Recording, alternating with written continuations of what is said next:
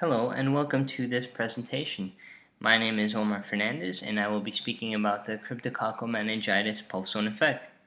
So cryptococcal meningitis, as we know, is an AIDS-defining illness, generally affecting patients with CD4 cell counts less than 100 cells per microliter.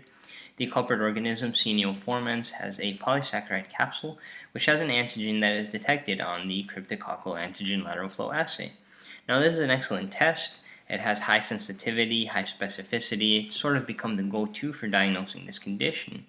As you may well know, the way that it works is that you have antigen in the CSF or serum, which is picked up by antibody in the assay, which leads to cross-linking and formation of an antibody-antigen complex, which precipitates, resulting in a positive result.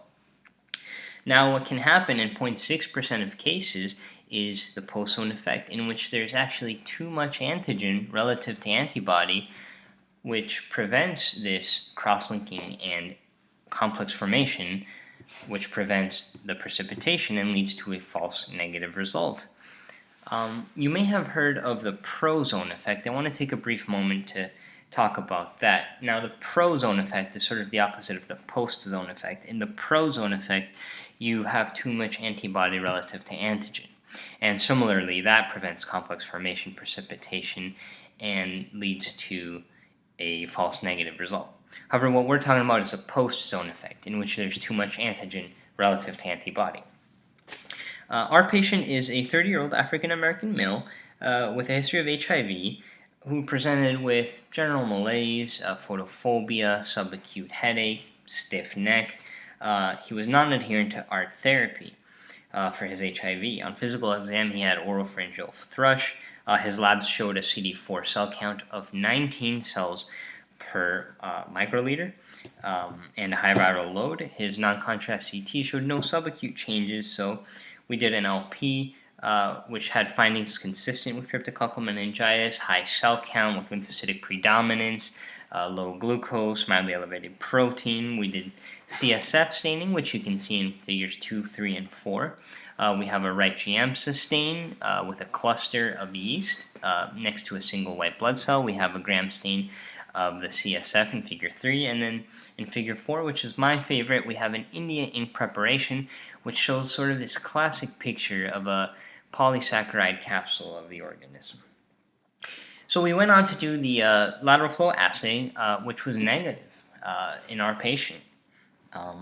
So we still had high clinical suspicion and plenty of evidence on other studies, so we started him on amphotericin B and flucytosine induction therapy.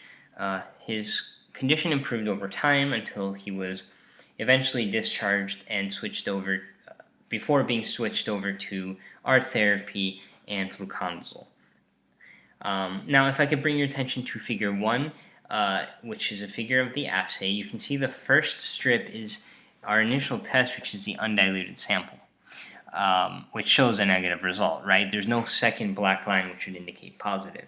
Now, upon further dilution of the sample, as you go down to the right, you see that little black line appear, because upon further dilution, that precipitation forms, and we have our positive result.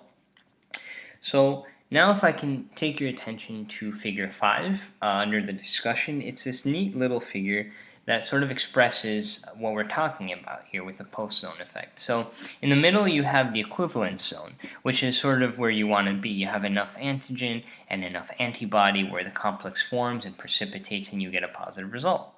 To the right we have what happened here, which is a post-zone effect. The little black circles represent the antigen in the sample, which is too much compared to the antibody, and so no precipitation occurs. Similarly, to the left, we have the illustration of the pro-zone effect, where there's too much antibody relative to antigen. So again, the assay is a great test. It has high specificity and sensitivity.